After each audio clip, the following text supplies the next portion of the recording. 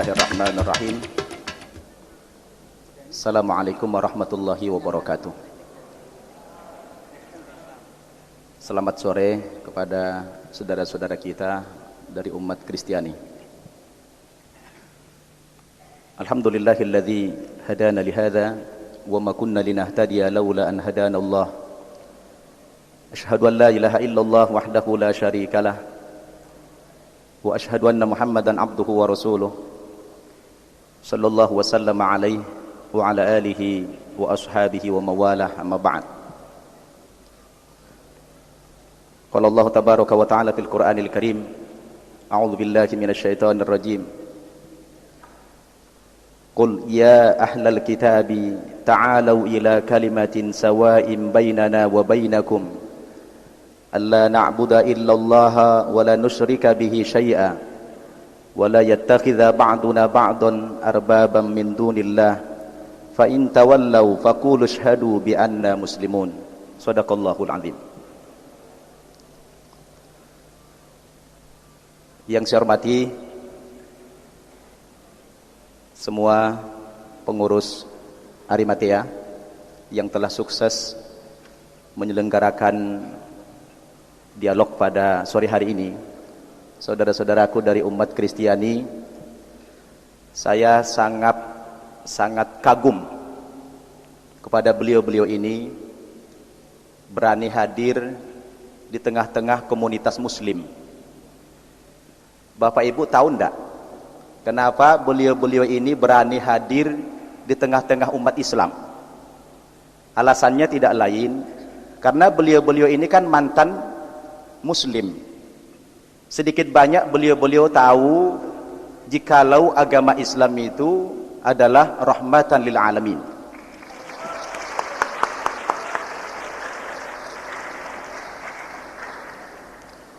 Agama Islam itu agama yang damai. Sesuai dengan kata Nabi, al-muslimu man salimal muslimuna min lisanihi wa yadihi. Yang dikatakan muslim itu apabila dia bisa mengamankan orang lain termasuk muslim maupun non muslim dari gangguan lisan dan tangannya. Jadi beliau tahu itu Islam agama yang damai, makanya berani hadir.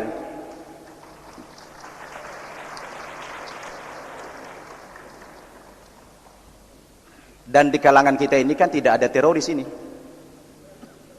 betul enggak?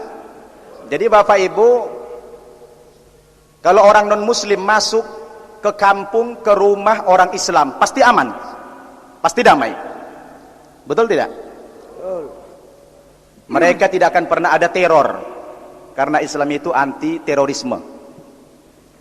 Baik Bapak Ibu, biasanya kalau terakhir kan lebih banyak jatahnya. Iya Pak ya? Lebih banyak biasanya. Karena saya ini sudah jadi penceramah, jadi kalau ceramah itu minimal 3 jam biasanya. Perkenalkan, nama saya Syamsul Arifin Nababan. Mendengar namanya saja pasti bukan orang Jawa kan begitu, orang Batak, Nababan. Kalau di kampung saya di tanah Batak sana, Nababan itu marga yang paling spektakuler. Saya katakan spektakuler karena bisa dibolak-balik. Dibaca dari depan Nababan, dari belakang juga Nababan.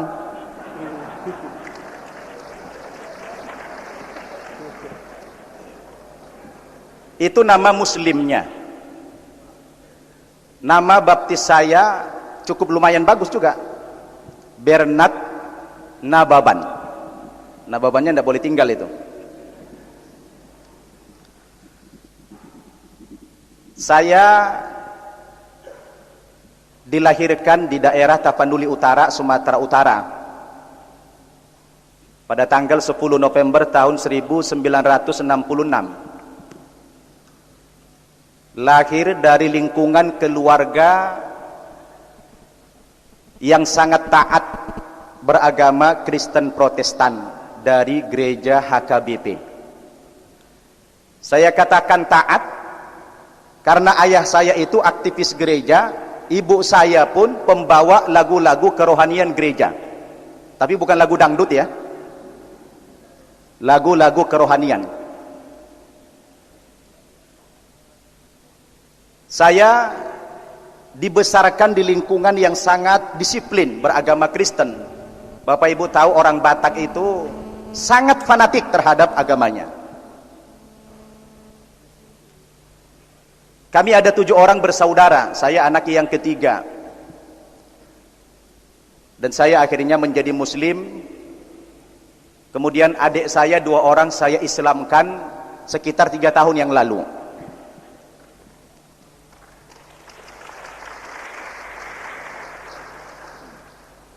Pendidikan terakhir saya di Kristen SMA, tetapi pernah sebentar masuk ke Sekolah Tinggi Teologi HKBP Nomensen. Sayang karena ayah saya itu meninggal dunia tahun 86, sehingga kejiwaan saya waktu itu terganggu karena saya sangat disayang oleh ayah. Karena di antara anak-anak, beliau itu saya yang paling dekat kepada orang tua dan sangat menjiwai agama Kristen itu.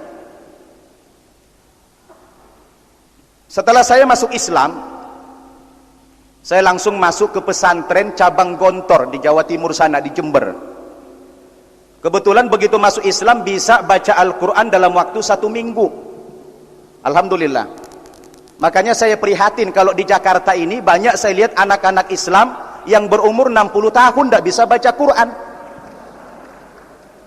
Anak-anak umur 60 tahun Pak tidak bisa baca Quran. Di Jakarta banyak. Tapi kalau yang hadir ini tidak ada itu. Tidak ada yang ngaku.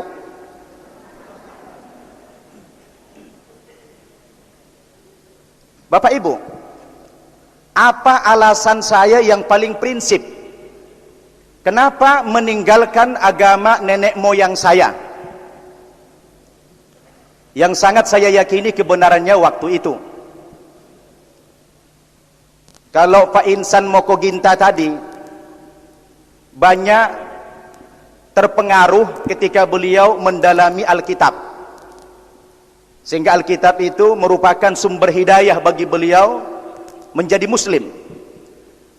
Kalau saya sebaliknya, ayah saya itu kan dulu punya Al-Quran terjemahan Departemen Agama. Kalau Al-Quran Departemen Agama itu beda dengan Al-Quran dari Arab. Kalau dari Arab kan dari kanan ke kiri. Kalau yang Departemen Agama dari kiri ke kanan.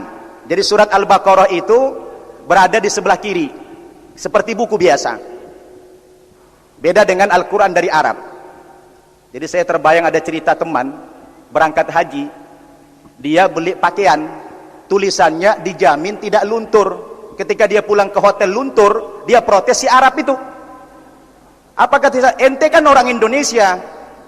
Orang Indonesia kan baca dari kiri ke kanan dijamin tidak luntur. Kami kan orang Arab dari kanan ke kiri, luntur tidak dijamin. Kata orang Arab tadi. Kebetulan Al-Quran yang ditinggalkan ayah itu Al-Quran Departemen Agama, dari kiri ke kanan.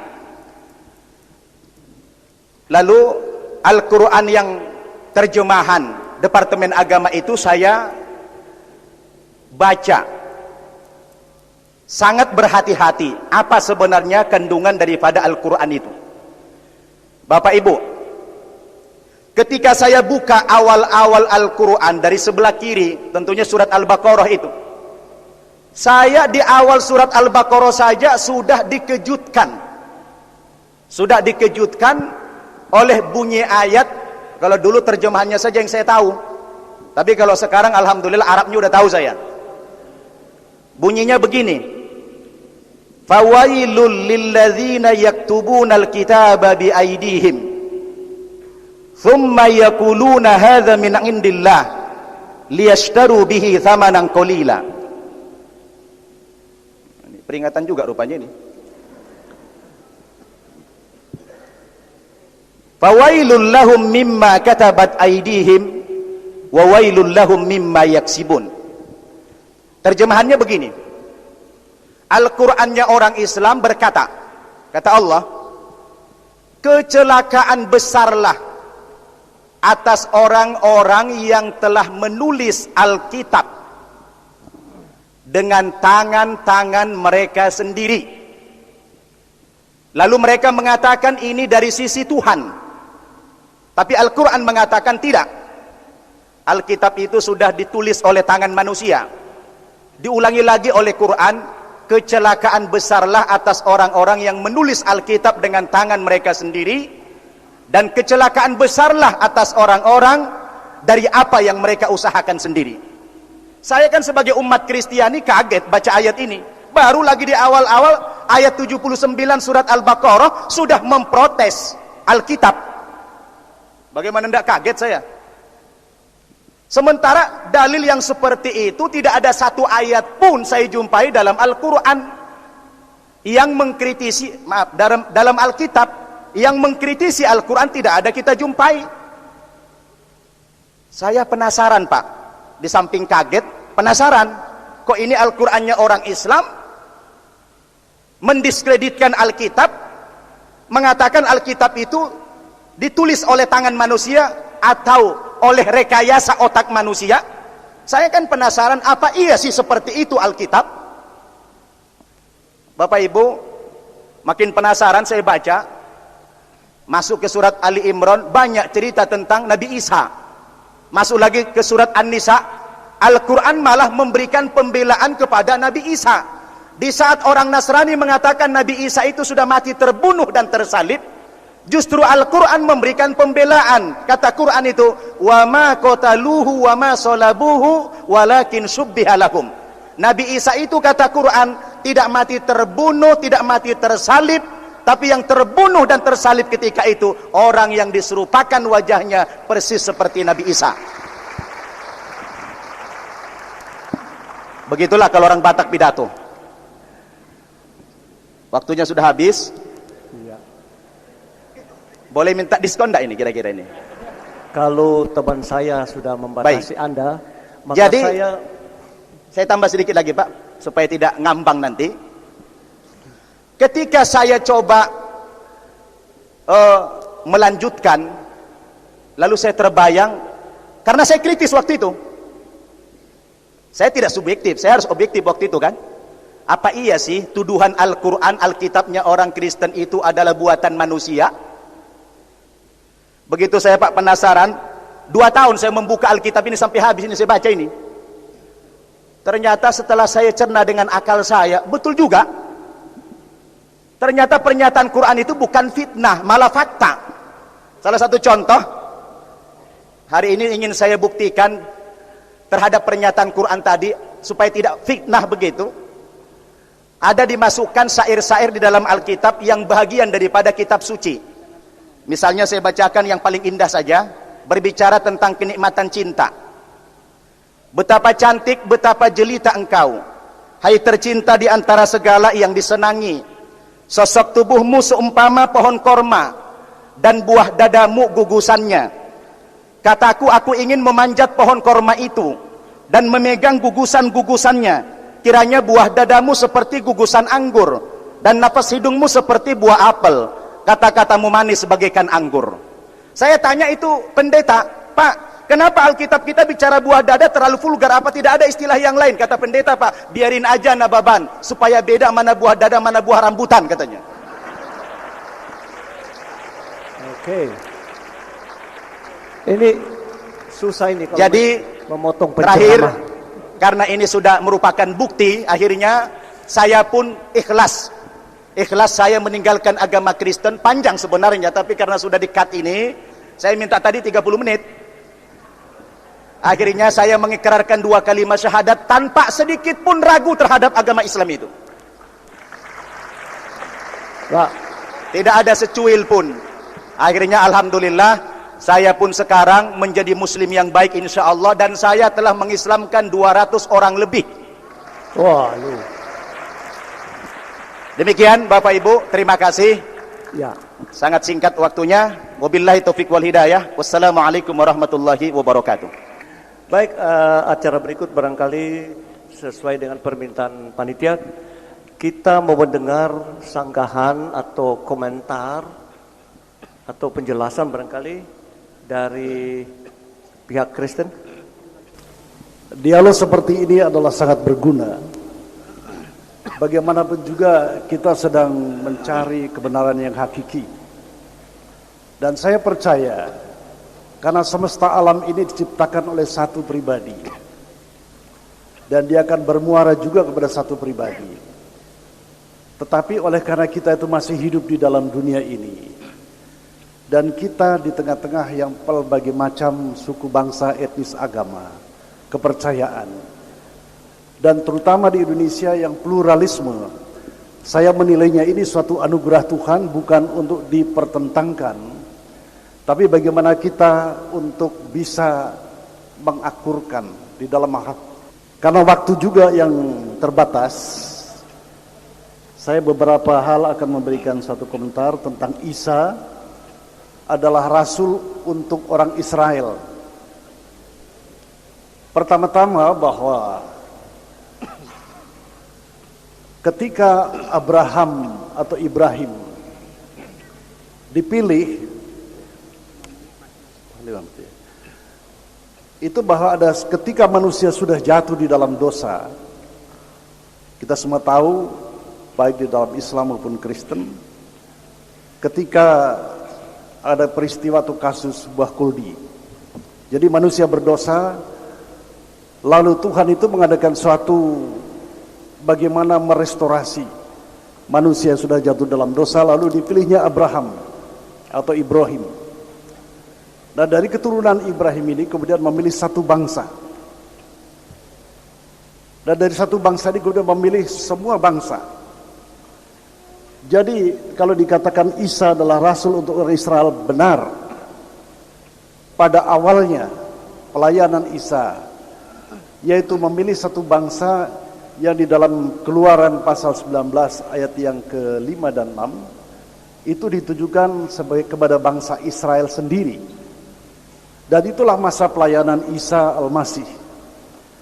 Tetapi sejenak sebelum Yesus naik ke surga setelah mengalami dalam iman kami kematian dan kebangkitan serta kenaikannya, di dalam Injil Matius pasal 28 ayat 19-20 itu adalah diperintahkan, pergilah. Saya bacakan tolong. Karena itu jadikanlah semua bangsa muridku dan baptislah mereka dalam nama Bapa dan Anak dan Roh Kudus, dan ajarlah mereka melakukan segala sesuatu yang telah kuperintahkan kepadamu, dan ketahuilah aku menyertai kamu senantiasa sampai kepada akhir zaman.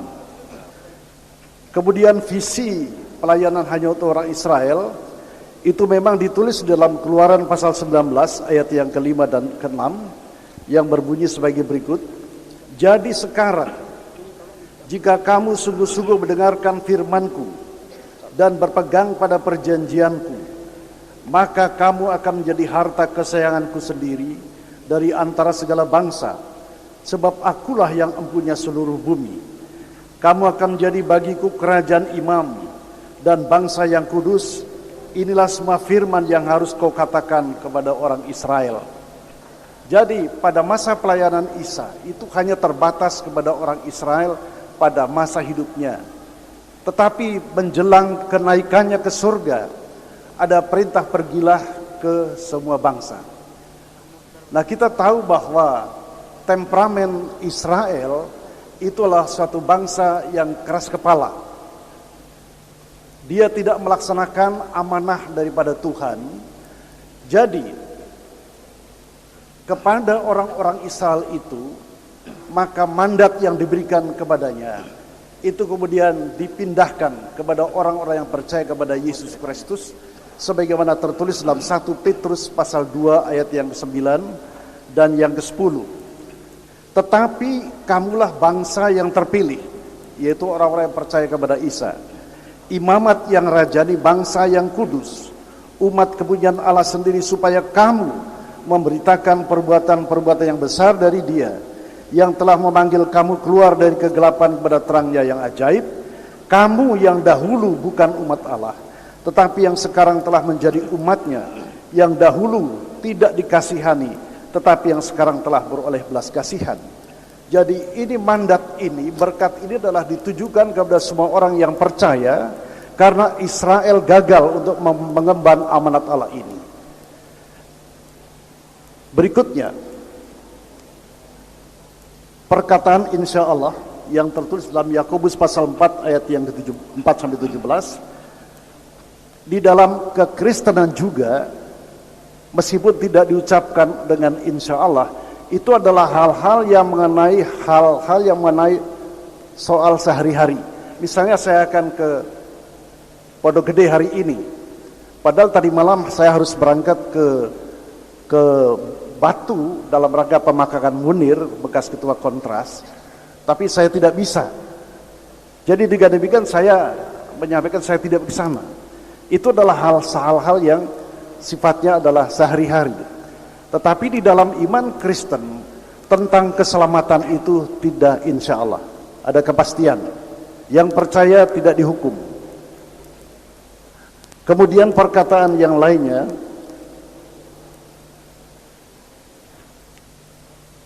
yang berikutnya ialah tentang pornografi dalam Alkitab, sebagaimana digambarkan tentang konteks Daud dengan Batseba. Jadi semua hal-hal yang mengandung soal dosa memang banyak tertulis di dalam Alkitab. Maksudnya untuk menunjukkan meskipun dosamu merah seperti kermisi, meskipun seperti apa saja dosa yang dialami oleh manusia itu, ada anugerah keselamatan, sola gratia, apabila percaya kepada Yesus Kristus. Jadi bukan berarti untuk mengajarkan orang berbuat dosa atau berpornografi, tetapi inilah gambaran-gambaran yang ada dosa yang ada di dalam umat manusia. Sama seperti Raja Salomo, itu juga yang penuh hikmah itu pada akhirnya juga menyembah berhala. Tetapi apabila dia datang kepada Kristus menurut Alkitab, dia diselamatkan. Berikutnya ialah bahwa Islam adalah rahmatan lil alamin. 100% saya mengaminkan. Amin ya. Amin. Jadi saya boleh mengatakan haleluya. Dalam pandangan kami ada hal-hal yang perlu kita cermati, bahwa saya tahu bahwa Islam itu adalah berserah, pasrah. Pasrah kepada siapa? Pasrah berserah kepada Allah. Saya aminkan itu. Tetapi di dalam hal ini adalah pandangan kami adalah Islam secara universal meaning, pengertian umat Islam secara universal. Sebab kami juga orang-orang yang berserah kepada Allah. Setiap pagi petang, mau berangkat ke sini kami berserah, mau tidur berserah. Itulah secara universal. Tetapi ada hal-hal yang sifatnya institusional, yaitu institusi atau lembaga atau agama. Nah, disinilah kita yang membedakannya. Namun demikian, perbedaan ini adalah perbedaan yang tidak perlu diperhadapkan, tapi kita sedang mencari satu keselarasan, satu kesimpulan yang sama. Jadi berikutnya yang dari Pak Samsul, celakalah besar orang-orang yang menulis Alkitab dengan tangan mereka sendiri. Dalam pemahaman Kristen, Alkitab itu adalah written by the inspirations of the Holy Spirit. Ditulis di dalam ilham roh. Apa buktinya bahwa Alkitab Perjanjian Lama dan Perjanjian Baru itu ditulis di dalam ilham roh? Di dalam Perjanjian Lama dari Kejadian sampai Maleakhi itu adalah pengharapan kedatangan Sang Mesias. Tetapi orang-orang Israel itu tidak tahu bahwa Mesias sudah datang. Dalam pemahaman kami telah Yesus Kristus. Di dalam Perjanjian Baru orang-orang Kristen mengharapkan menantikan datangnya Yesus yang kedua kali. Jadi ada satu garis merah kesinambungan antara Perjanjian Lama dan Perjanjian Baru, dan itu tidak bertentangan. Inilah tentang celakalah. Jadi pemahaman kami Alkitab adalah ditulis di dalam ilham roh. Ya. Oke, saya kira terima kasih. Ya, terima kasih. Saya memberikan beberapa ayat. Mungkin kalau tadi dikatakan kalau dari kiri itu saudara-saudara nggak setuju, karena saya yakin semuanya pandai ya berbahasa Arab. Saya akan memberikan penjelasan tentang kematian Isa atau Yesus. Di sini disebutkan dalam Al-Qur'an 19 ayat Maryam ayat 33 ya.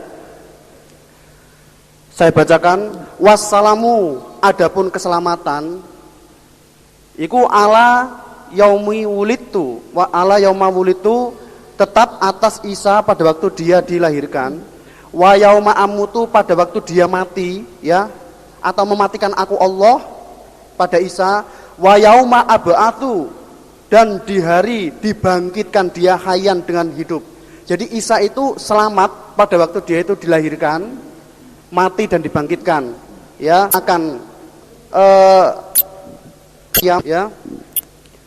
Wa ayat 21, ya, ayat 70, ya, dan kalian ila kecuali, dan tidak ada wari dua mendatangi neraka itu. Jadi seorang pun tidak akan selamat, maksudnya pasti mendatangi neraka dulu. Ya, saya tidak mau masuk neraka. Ya, saya tidak mau masuk neraka karena neraka itu panas sekali. Ya, karena ada apa, maksudnya masuk neraka pasti itu ada ala rabbika, keputusan dari Tuhan kamu sekalian. Ya, nah, segala sesuatu yang dijelaskan tadi bahwa masuk neraka itu hatman sudah jadi kepastian, maka diam dan dihukumi. Jadi masuk neraka itu sudah kepastian, ya, dari Tuhanmu, ya, dari Tuhanmu. Terus saya bacakan pernyataan Nabi Muhammad SAW dalam hadis Tirmidzi, ya, hadasana Qutaibah, hadasana Al-Laits ibnu Sa'id ibnu Shihab an Sa'id ibnu Musayyab an Abi Hurairah. Abi Hurairah itu seorang pendeta, anna Rasulullah SAW, Allah berkata, siapa Nabi, waladhi demi dat nafsi diriku, biadi dengan tangannya dat, maksudnya Allah, la yushikana, niscaya dekat sungguh, ayang zila turun fikum di dalam kamu sekalian. Siapa? Ibnu Maryam, anak laki-laki Maryam, yaitu Isa, hakaman, akan menjadi juru hukum, ya, menghukumi semua, muqsiton yang maha adil. Fayaksiru, dan memecah belah atau mecahi siapa Isa as-soliba pada berhala, wayakatulu, dan membunuh siapa Isa al-khinjiri pada setan atau celeng. Dalam di sini dulu saya mangkulnya dalam ustaz saya itu seperti itu. Wayadau, dan membebaskan siapa Isa al-jizyah pada pajak, wayakidu, dan berlebih apa al-malu, harta sehingga layakabalahu, tidak ada yang mau menerimahu pada harta ahadan seorang pun. Jadi nanti yang menjadi juru hukum menghakimi semuanya, ya, itu adalah Isa. Dalam Quran 3 ayat 13, 4-13, wa mayyuti'illah wa rasulahu yudkhilul jannah. Barang siapa yang taat Allah. Nah, realisasinya itu seperti apa taat kepada Allah itu? Kita harus cari dan menggali, ya, menggali. Dan taat Rasul, siapa saja yang sudah bagi Tuhan itu dianggap Rasul, yang valid, yang sah, ya, maka orang itu akan dimasukkan ke dalam surga, ya. Seterusnya, wa mayyasilahu wa rasulahu wa yata'addahu bidahi dilunaron. Barang siapa yang tidak percaya dengan firman Allah dan Rasulnya, maka orang itu wajib masuk neraka, ya. Saya menghimbau, Islam sendiri pecah belah menjadi 73 golongan. Sintani wasabina finnar, yang 72 itu neraka, wa wahidatan fil jannah, yang satu masuk surga. Yang satu itu siapa? La islama illa bil jamaah, wala jamaah illa bil amarat itu, dan seterusnya, ya. Jikalau orang Islam yang mengaku satu dan menganggap orang Kristen itu salah atau sesat, kenapa jauh-jauh kita menjangkau orang Kristen? Yang 72 itu tanggung jawab kita, itu. Kenapa kita tidak merangkul menuju ke yang 72 itu? Kenapa kita jauh-jauh, ya? Hendaknya kita introspeksi, saya termasuk yang 72 apa yang satu? Ya, mungkin itu saja, terima kasih. Saudara-saudara, saya sangat antusias sekali dengan pertemuan ini. Saya tidak menganggap bahwa pertemuan ini merupakan forum debat, tetapi lebih suka dengan kata dialog. Karena kalau debat itu berarti mempertahankan pendapat, ya, itu bisa saling menggugat nanti. Tetapi kalau dialog, kita